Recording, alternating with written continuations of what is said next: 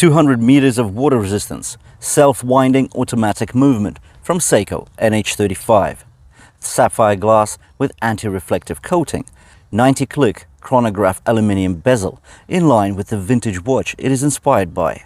Lots of lume and all packed into a brushed 316L stainless steel case. This CADISEN pays tribute to Seiko's first professional diver watch, released back in 1965. Today we'll be talking about this CADISEN right here. I managed to pick it up for just $71 and a couple of cents. So I got this on the silicone strap right here. You can also get it on a metal or stainless steel bracelet, but that will set you back around 80 to 85 bucks. I have left a link to the listing where I got this watch from in the description below the video, so make sure to check it out if you want a sharp price. And now let's keep going with the review of this CADISEN that pays tribute to the Seiko 62 Mass. I think this is quite a good homage of that watch. There have been others floating around AliExpress, but this one, for the price, I think the quality is top-notch. But let's talk about it in more detail.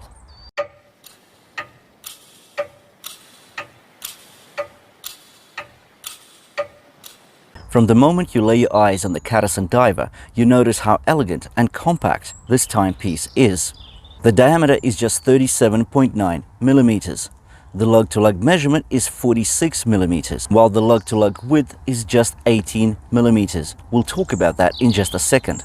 The height is 12 millimeters and the weight is just 80 grams with the silicone strap. There are 3 color options available, ranging from the vintage cream dial to the blue and then the gray we have here.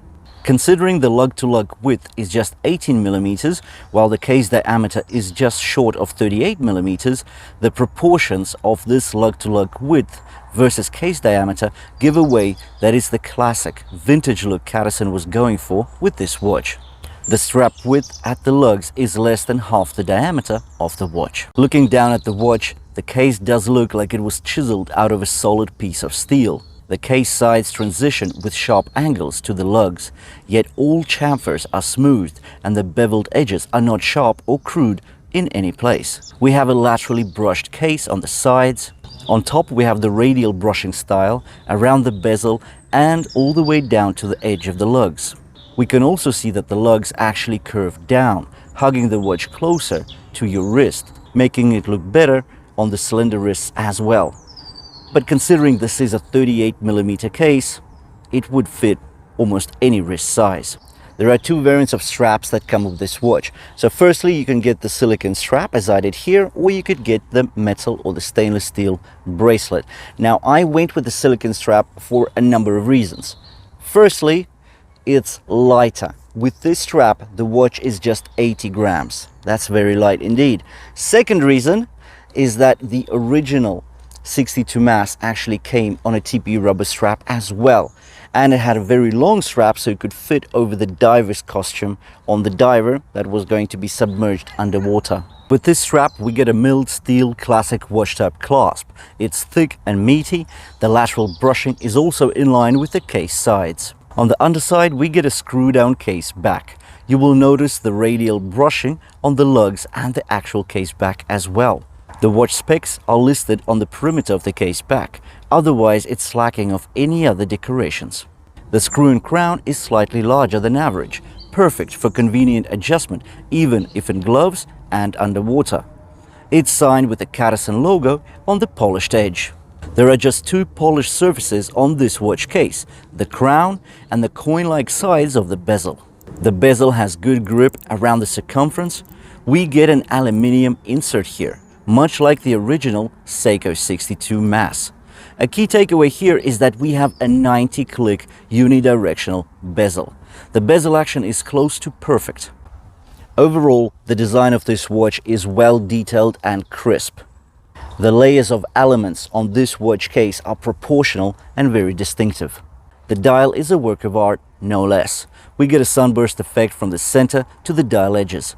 We get 11 applied indices, thickly smothered in lume and edged in gunmetal chrome. At the 3 o'clock position, we have a date window instead of the missing baton. The date window is well defined and the date inset gets beveled edges. You'll see the 12 o'clock batten is double in thickness compared to other indices. The dial achieves a nice level of symmetry and clarity, even though there is a date window on the right hand side. The CADISEN logo is applied and is also edged in gunmetal chrome under the 12 o'clock position. We have some other text, such as the CADISEN brand name under the logo. It's printed. At the 6 o'clock position or just above it, we get just 2 lines of text saying automatic and 200 meters. So once again, this dial is open space. Even though it's not a large dial, we only have a 38mm diameter of the watch case, still, it doesn't feel cluttered, it's just right. The 3 hands are edged in the dark chrome that we've seen on the indices. On the hour and minute hands, we get plenty of lume, while the seconds pointer has a rectangular dab of lume on the end. The legibility of the dial is good, considering the hands are well defined with the luminova on the hands against a grey dial. Another key to the dial is that the minute chaptering track is printed on the rehaut rather than in between the hour battens. Even in direct sunlight, you can easily tell the time with this watch, thanks to the sapphire crystal, which is flat packed on top of the dial. As well as that, there is anti-reflective coating here as well. The crystal is actually ever so slightly above the bezel, so take care with the occasional bumps and other wear and tear. In relation to the movement, well, we have the Seiko NH35 in here. Over the last couple of years, it has shown that it's a good, dependable movement.